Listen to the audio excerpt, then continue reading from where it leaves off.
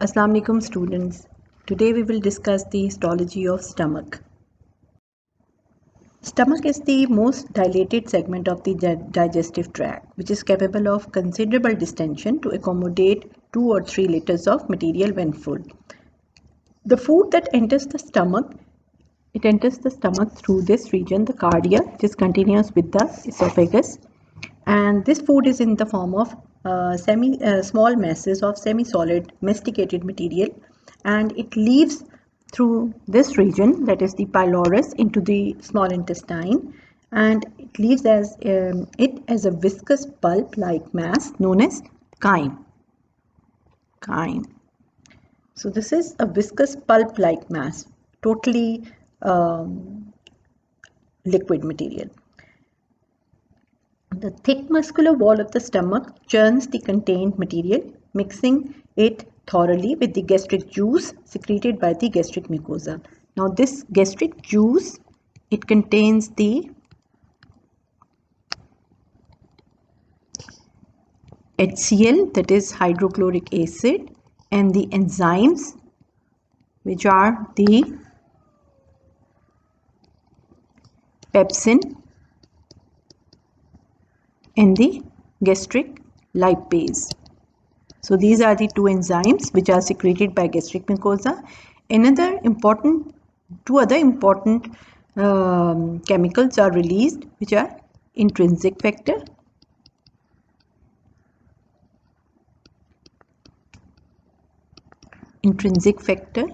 which is responsible for absorption of vitamin B12, and the hormone gastrin.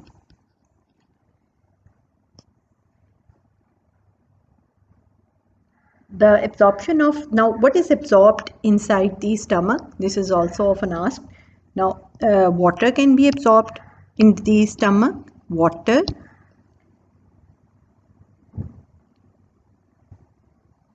salts,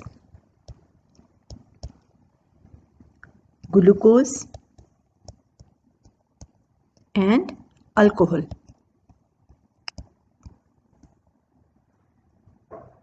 So these material can be absorbed through the stomach mucosa. Now certain drugs, they also get absorbed in the stomach. So gastric juice and plus the mucus, which is secreted by the gastric mucosa. So gastric juice contains HCl, enzymes, intrinsic factor, hormone gastrin, and these are the chemicals which get absorbed into the mucosa of the stomach. Now the stomach consists of 4 parts: the fundus, the body, and the cardia, the fundus, the body, and the pylorus. The cardia is the narrow region surrounding the inlet of the stomach. You can see here, this is the cardia. Now the fundus is the dome-shaped uppermost part of the stomach, which lies above the horizontal plane of the cardiac orifice. This is the fundus. And the body is the main part of the stomach that lies between the fundus and the pyloric antrum. So this is the body. And the pylorus is the funnel-shaped outflow region of the stomach, which is divided further into 2 parts. The proximal part, which is known as the pyloric antrum. This is the proximal part, and the distal narrower part known as pyloric canal. And the pyloric canal ends at pylorus, where the circular layer of the smooth muscle of the stomach is thickened to form the pyloric sphincter. This I will show you in the coming slides. So these are the 4 regions of the stomach, but histologically the fundus and the body are similar. So from histological point of view, we will study the stomach in 3 regions, that is the cardiac region, the pyloric region, and the fundus plus body region. Now this is the slide showing the internal surface of the stomach, and you see when the stomach is empty, its mucosa is thrown into various longitudinal folds. Now these folds are known as rugae, and they are not permanent, but they disappear when the stomach is distended, and these are due to folds of the mucosa and submucosa.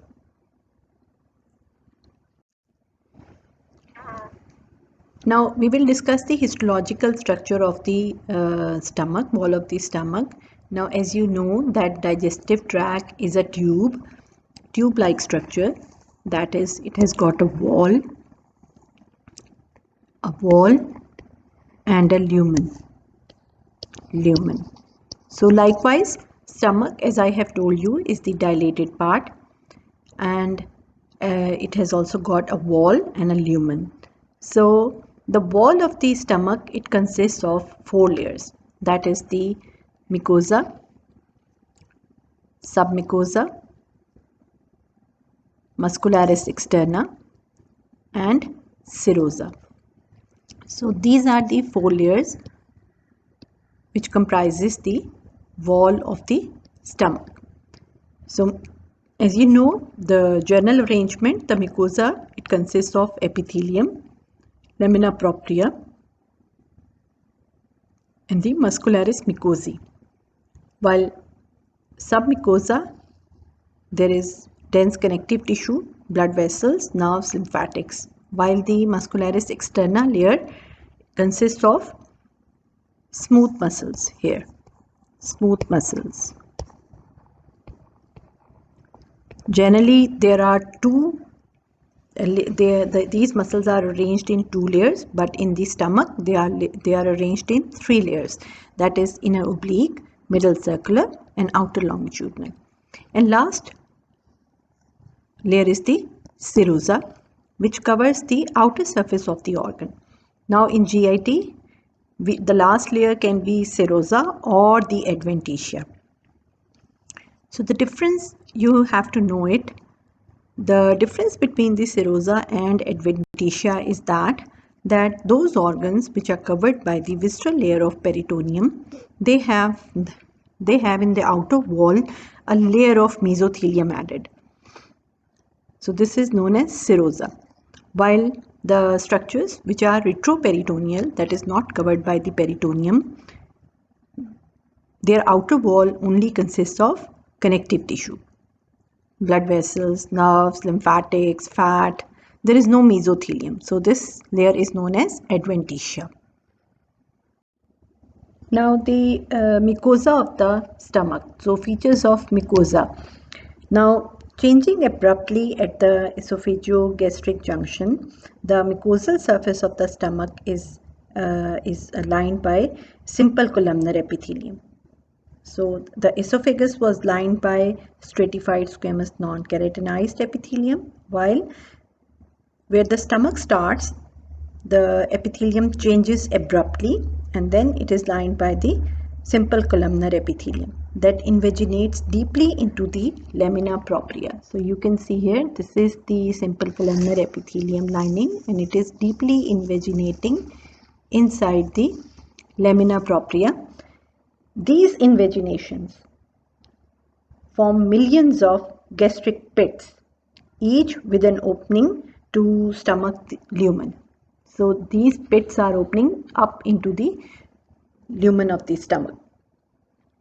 The surface mucous cells that line the lumen and gastric pits secrete a thick, adherent, highly viscous mucus layer that is rich in bicarbonate ions and protects the mucosa from both abrasive effects of intraluminal fold and the corrosive effect of stomach acid. So on the surface and in the gastric pits, the cells lining are known as surface mucus cells. So these are known as surface mucus cells. And as I have told you, these cells secrete thick, adherent, highly viscous mucus, which is rich in bicarbonate ions, and this mucus It protects from the luminal food as well as the corrosive effect of the acid which is produced by the gastric glands, which are lying in the lamina propria. The gastric pits, now the gastric pits, they lead into long branched tubular glands that extend through the full thickness of the lamina propria. Here you can see the pits are leading, opening into the pits are the gastric glands. So these are the gastric glands which are extending to the whole length of the lamina propria, whole thickness of the full thickness of the lamina propria.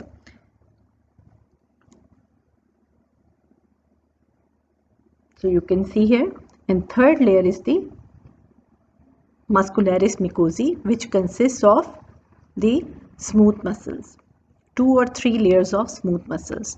So first is the epithelium. Mucosa consists of epithelium, which is the simple columnar epithelium.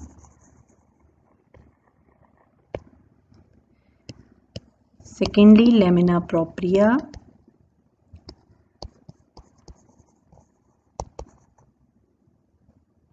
Which contains connective tissue, blood vessels,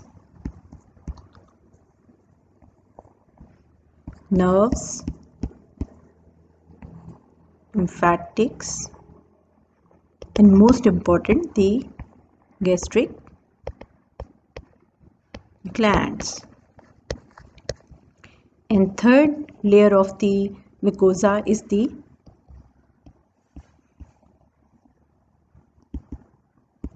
muscularis mucosae.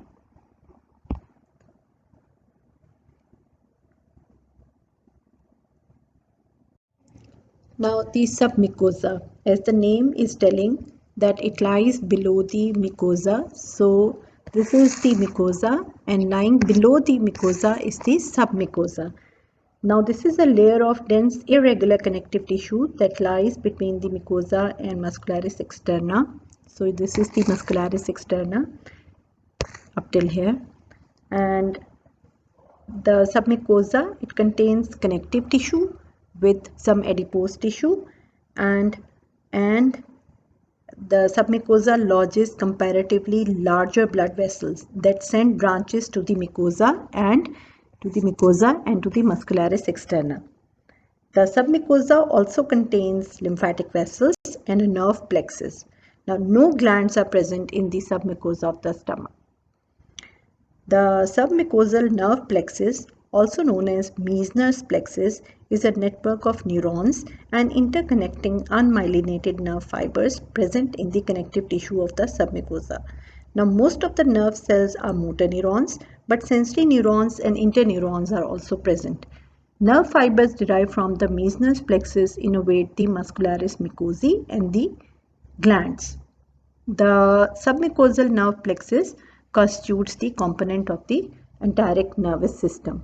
And here you can see there. Now this is the larger picture. This is the Meissner's plexus present in the submucosa of the stomach. So muscularis externa of the stomach, it consists of 3 layers. The general arrangement of muscles in the other parts of GIT is that the muscles are arranged in 2 layers, that is inner circular and outer longitudinal. But in the muscularis externa of the stomach, there are 3 layers: inner oblique, middle circular and outer longitudinal.